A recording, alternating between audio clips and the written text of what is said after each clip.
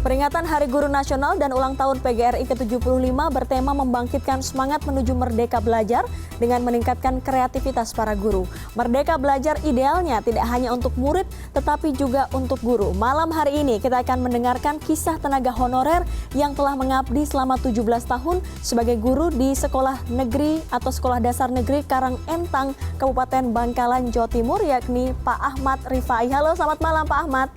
Ya, malam, Bu. Selain ada Pak Ahmad Rifai, kita juga telah bergabung bersama Pak Andreas Hugo Pareira, anggota Komisi 10 DPR RI. Halo, selamat malam Pak Andreas. Halo, selamat malam. Dan juga pengamat dunia pendidikan ada Pak Darmaning Tias. Selamat malam Pak Darmaning Tias. Selamat malam dia Pak Andreas dan Pak Ahmad Rifai. Selamat malam. Selamat malam. Selamat malam. Ya. Saya ke Pak Ahmad Rifai dulu. Pak Ahmad Rifai ini 17 tahun mengabdi sebagai guru honorer. Apakah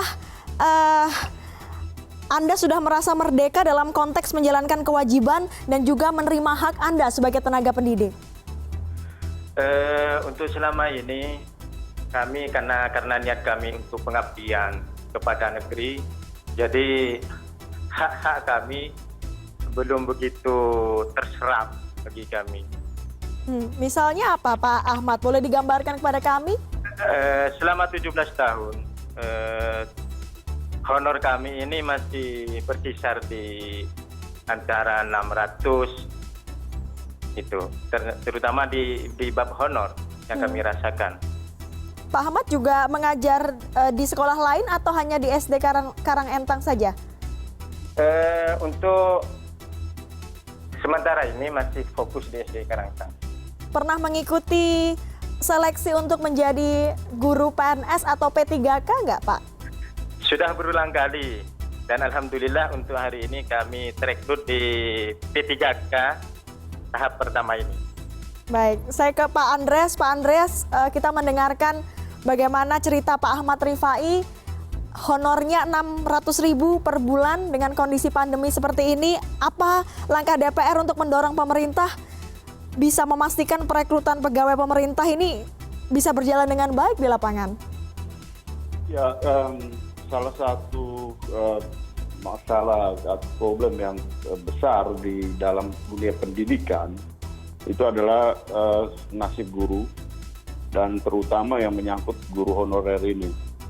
Sehingga sejak periode ini di Komisi 10, ketika Pak Nadiem waktu itu memulai bicara tentang merdeka belajar, kami langsung menanggapi itu dengan di Komisi 10, ya saya termasuk, kami menanggapi apa yang disampaikan oleh Pak Nadiem tersebut dengan terutama hal-hal yang menyangkut guru, khususnya juga termasuk yang menyangkut guru honorer ini. Karena ini jumlah yang sangat besar dan memang setiap kali kami rapat atau kami rapat dengar pendapat, kami mendengar banyak keluhan-keluhan dari para guru honorer, termasuk juga ketika kami kunjungan ke daerah. Sehingga ini menjadi salah satu fokus juga di dalam pembenahan dunia pendidikan kita, terutama untuk menempatkan posisi guru honorer ini baik dari segi status maupun dari segi penghasilan. Sehingga sudah ada kebijakan yang menyangkut tenaga-tenaga honorer ini untuk kemudian mereka diberikan kesempatan untuk ikut dalam tes. Tahun depan itu ada 3 kali tes dan akan direkrut sampai dengan 1 juta tenaga P3K pegawai pemerintah dengan perjanjian kontrak yang statusnya sama dengan PNS kecuali bahwa mereka tidak memperoleh atau belum ada pengaturan yang berkaitan dengan pensiun. Tapi kami juga sudah mengusulkan untuk minta supaya tenaga P3K ini juga ke depan ada kebijakan atau aturan yang memberikan kemungkinan mereka juga memperoleh pensiun. Nah, kemudian juga baru kemarin di dalam rapat dengan Kementerian Pendidikan, Dirjen GTK dengan lintas kementerian dan lembaga negara, karena yang menyangkut status guru ini ada di Kementerian PAN-RB dan BKN. Sehingga kami melakukan rapat lintas kementerian dan lembaga untuk mendesak pemerintah mempercepat kebijakan yang menyangkut status guru honorer ini. Termasuk ada 34.954 tenaga honorer yang sudah lulus P3K tahun 2019, tapi sampai sekarang belum diangkat, belum ada SK pengangkatannya. Sehingga kami minta supaya sampai dengan Desember, dari Komisi 10 mendesak supaya sampai dengan bulan Desember nanti, 34.954 ini dipercepat formasinya sehingga ketika tahun depan masuk di dalam kebijakan yang menyangkut rencana untuk 1 juta tenaga P3K itu, yang 34.954 ini sudah masuk di dalam formasi. Cuma kami juga memperoleh informasi terutama dari melalui Kemendagri, ada daerah-daerah tertentu dari kabupaten yang justru kepala-kepala daerahnya ini belum mengirimkan pengusulan yang menyangkut formasi tenaga honorer menjadi tenaga P3K ini. Karena ini juga tenaga honorer ini supaya juga diketahui, ini kebanyakan mereka diangkat di daerah oleh ya bupati, oleh Pemda, ada yang statusnya guru honorer pemerintah daerah, ada yang statusnya honorer sekolah, sehingga bermacam-macam gitu. Jadi perlu ada keseragaman dan kami minta ke depan tidak ada lagi yang namanya honorer. Yang namanya guru itu statusnya hanya PNS dan P3K ini. Sehingga ya kita perbaiki juga termasuk nomenklatur di dalam sistem pendidikan kita, terutama yang menyangkut tenaga pengajar guru ini khususnya. Baik, tidak ada lagi guru yang bukan ASN dan bukan P3K. Saya akan kembali ke Pak Ahmad. Pak Ahmad, ini kan tahun depan ada 3 kali seleksi, ada kesempatan ini ya seleksi. Tapi kalau kita menilik ke belakang, apa sebenarnya kendala dari Pak Ahmad dan juga teman-teman guru honorer lainnya ketika melakukan tes atau melakukan seleksi untuk menjadi ASN atau P3K? Begini ya, saya utarakan alhamdulillah untuk tahun kemarin saya lulus P3K. Cuman yang jadi pertanyaan saya, dari pemerintah ini selalu mengulur-ngulur waktu dalam penerbitan SK-nya. Mengenai masalah apa kendala-kendala bagi guru honorer ya tentunya masing-masing guru honorer itu berbeda karena kompetisinya juga berbeda di bidang dalam mengerjakan soal-soal tes itu. Mungkin seperti itu. Baik, SK-nya masih tertunda. Kita akan tanyakan nanti seperti apa pandangan Pak Darmaning Tias. Kita akan break sejenak. Nanti kita akan kembali dengan ketiga narasumber kita. Tetaplah bersama kami di CNN Indonesia Connected.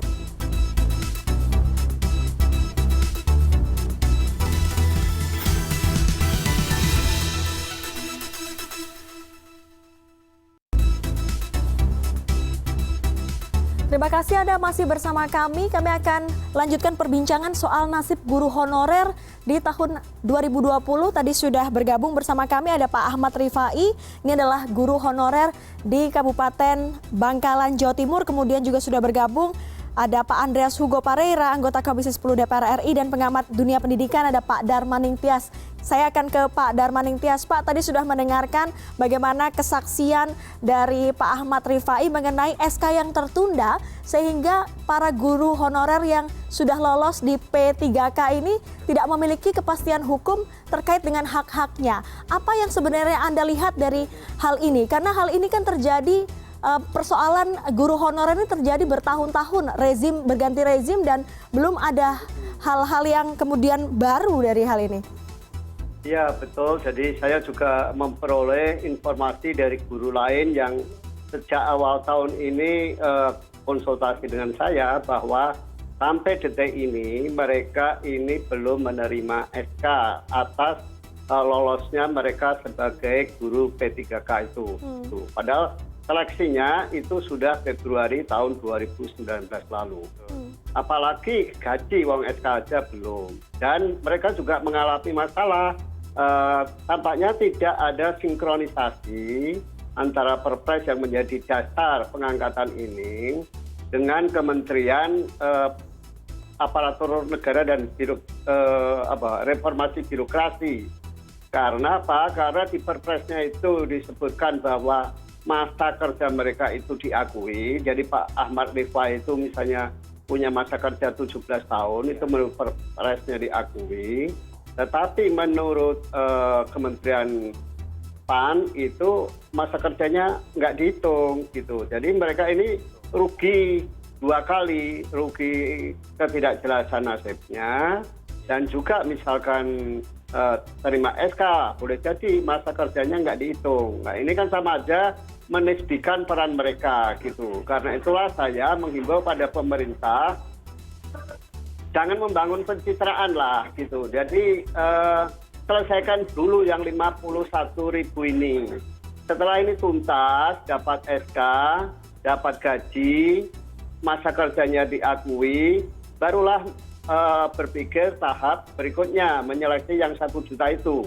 Oh ini menyelesaikan 51.000 aja nggak bisa kok mau merekrut 1 juta. Itu. Jadi saya kira pemerintah itu fokus dulu lah, selesaikan yang sudah di depan mata ini, baru kemudian berangkat ke berikutnya. Kalau yang 1 juta sudah ada anggarannya, mengapa yang 51.000 ini nggak ada anggarannya gitu. Padahal kan dari 51.000 ini 34.000 diantaranya itu kan guru honorer tadi seperti Pak Ahmad Rifai itu gitu. Jadi ya sebaiknya pemerintah itu fokus di situ gitu, karena sebetulnya Pak Ahmad Rifai ini masih beruntung karena gajinya nyampe 600.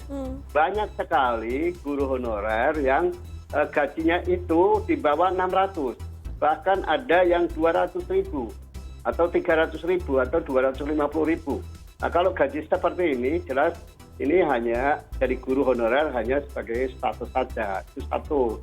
Yang kedua saya kira memang harus disentralisasikan deh rekrutmen tenaga guru ini. Kenapa ini jadi carut marut? Karena pemerintah daerah itu juga merekrut guru-guru honorer terutama untuk mengakomodasi tim suksesnya dengan janji nanti akan diperjuangkan menjadi guru PNS gitu. Tapi pada gilirannya ternyata nggak bisa juga gitu lah. Tiap tahun kondisi ini selalu bertambah, dan bertambahnya juga karena kebijakan guru ini itu mestinya harus holistik. Holistiknya apa? Biar tidak terlalu banyak guru honorer, maka mestinya jumlah LPTK, lembaga yang perguruan tinggi yang menyediakan calon guru itu mestinya juga dibatasi gitu. Kalau tidak dibatasi, setiap tahun lahir puluhan ribu sarjana, maka mereka mau tidak mau akan berusaha untuk menjadi guru honorer gitu. Sehingga guru honorer nggak akan pernah selesai selama jumlah lulusan perguruan tinggi yang melahirkan guru itu terus bertambah gitu. Karena itu harus sinkron antara kebijakan di Dikti sama kebijakan di kementerian. Kira-kira itu. Pak Andreas, ini kapan memanggil kementerian terkait mengenai penundaan SK ini? Ada 51.000 tenaga honorer yang hak-haknya harus diberikan secara cepat.